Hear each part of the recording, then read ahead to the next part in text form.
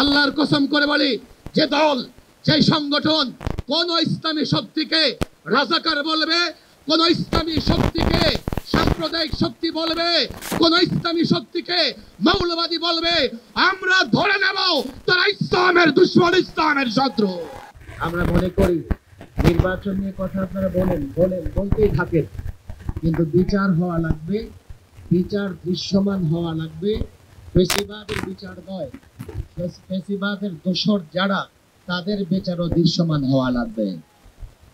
নির্বাচন বিষয়ে একটা কথা স্পষ্টই বলতে হয়, কালো টাকা, পেশি শক্তি কোনো ধরনের প্রভাব যেন মাঠে না থাকে।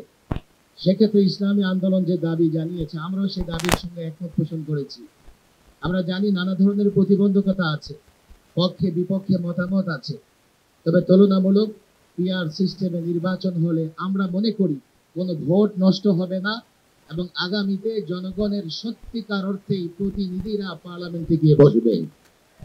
চূড়ান্ত কথা, গত 16 বছরে নয়, 53 বছরের বাংলাদেশে ইসলামী শক্তিকে দাবায় রাখবার জন্যে, ইসলামী শক্তিকে দুর্বল করবার জন্যে, ইসলামী শক্তিকে নানাভাবে প্রতিহত করবার জন্যে ষড়যন্ত্র হয়েছে।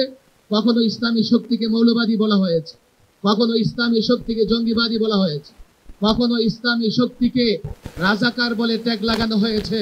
আজকের মঞ্চ থেকে পরিষ্কার বলি, এখন মুক্ত বাংলাদেশ, আমরা মুক্ত। কোন ইসলামী শক্তির দিকে এই ধরনের ট্যাগ লাগিয়ে গালাগালি করা যাবে না। আল্লাহর কসম করে বলি, যে দল, যে সংগঠন কোন ইসলামী শক্তিকে রাজাকার বলবে, কোন ইসলামী শক্তিকে সাম্প্রদায়িক শক্তি বলবে, কোন ইসলামী শক্তিকে মৌলবাদী বলবে, আমরা ধরে নেব তারা ইসলামের দুশমন, ইসলামের শত্রু। ফেসিবাদ বিরোধী যত শক্তি, রাজনৈতিক সংগঠন, সকলকে আহ্বান জানাই, এক মঞ্চে আসুন, ঐক্যবদ্ধ হন। আগামীর বাংলাদেশ যেন শৃঙ্খলার শান্তির বাংলাদেশ হয়, আগামীর বাংলাদেশ যেন দুর্নীতিমুক্ত বাংলাদেশ হয়, আগামীর বাংলাদেশ যেন ইসলামের বাংলাদেশ হয়।